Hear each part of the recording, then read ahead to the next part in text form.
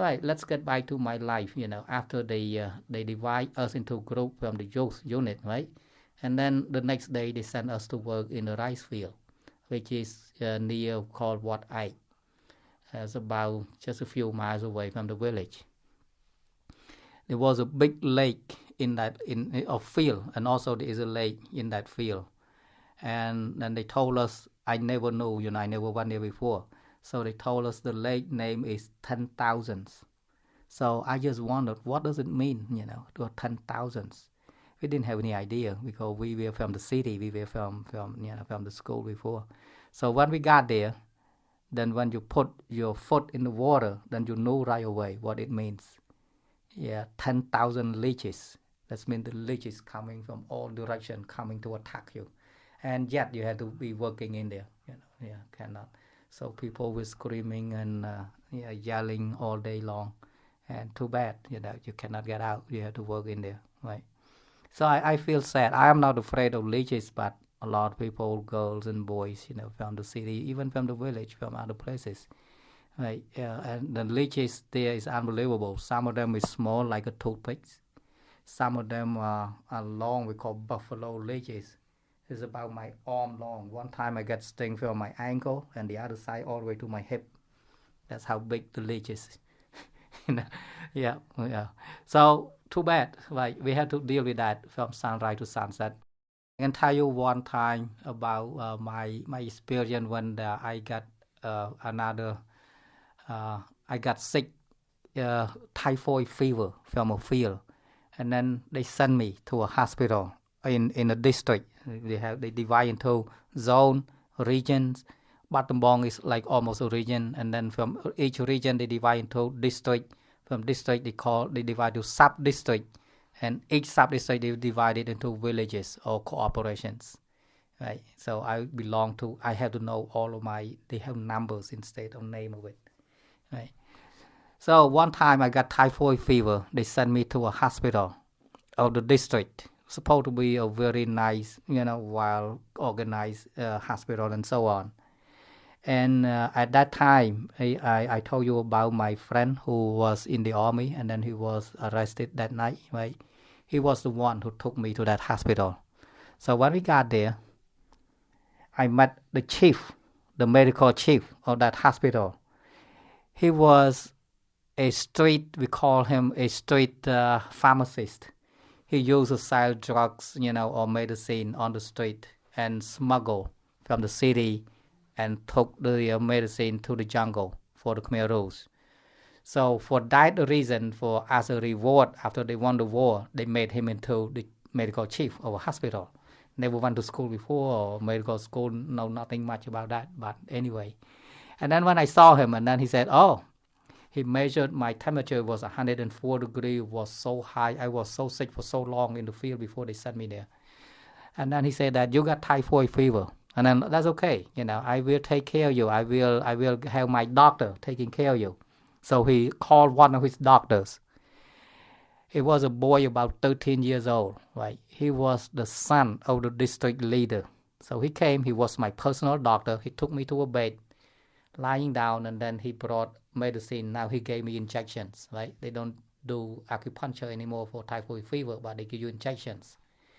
The medicine were made by themselves. They made from herbs, roots. They cook them together in a big pot, and then they put them in Pepsi Cola bottle, and then they wrap with plastic bag in a rubber band. That's the injection medicine.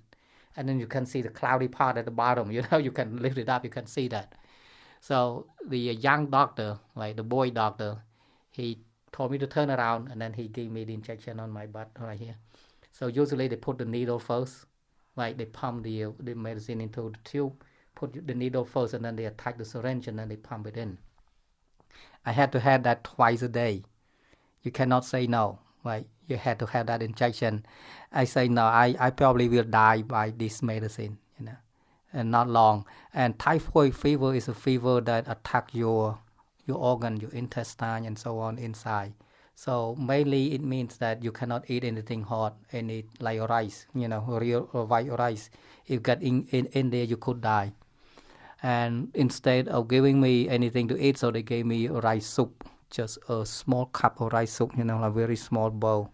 So after a week, I had nothing left but skin and bone. My friend who brought me there, he came by to look for me, just, to check on me.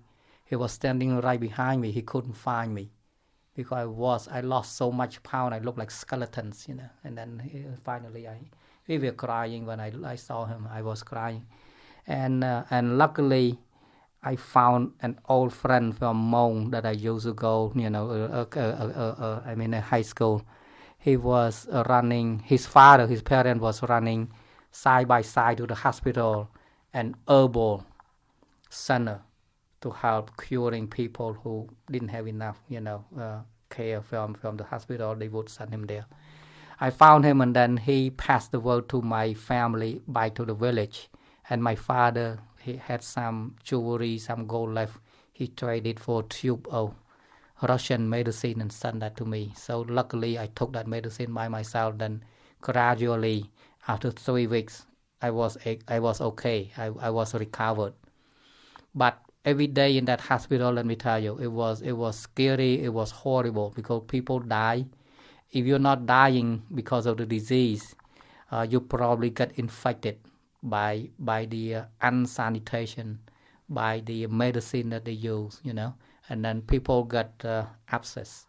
So when you get abscess, they just took you to the next door, which is next to my room, to my bed, and then they just cut you raw, no anesthesia, no whatsoever, They just cut you, press the pulse. You can hear people screaming all the time.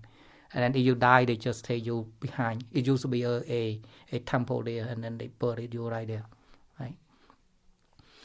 So one day, after after a week and a half or so, like I had nothing left, right? And then my boy doctor came one day. He brought the medicine, and then he put the syringe first, but he put it too strong. It hit my bone, so the needle was bended. He took it out straight with his finger, just put it back. That's the way they treated people. It was an animal. They thought that they didn't think. They said that we were the new people. That's the way we're supposed to be treated. We die for nothing. Say live for nothing. You live doesn't mean anything to them either. They just want to abuse you, want to take advantage. Send you to work, making food and so on. If you die, so what? After 3 weeks in that hospital, I remembered before I left, there was a big delegation of the Communist Party members. They came to visit the province, and then they stopped by at the hospital. So the chief medical doctor, he was so proud. He called me out and said, "Look at this guy. He was one among 100 people who still live here, So like 1%, of your chance to survive from that disease. Actually, probably I was the only one, from that typhoid fever that's still alive. Then, So a lot of people die in the hospital. It was horrible. That's just some of my story,